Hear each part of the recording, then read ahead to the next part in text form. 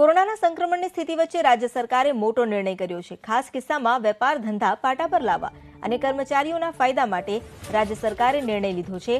રજા અને વેતન પે અવર્સ યોજના અવેજીમાં ખાસ રોકડ પેકેજ જાહેર કરવાનો એલટીસીના વર્ષ 2016 થી 19ની મુદતમાં 3 મહિનાનો વધારો કરાયો છે। 31 ડિસેમ્બર 2019માં પૂર્ણ થતી મુદત વધારીને 31 માર્ચ 2020 સુધી કરાઈ છે। આ પેકેજનો લાભ માત્ર 2016 થી 2019માં બ્લોક પૂરતો જ લઈ શકાશે।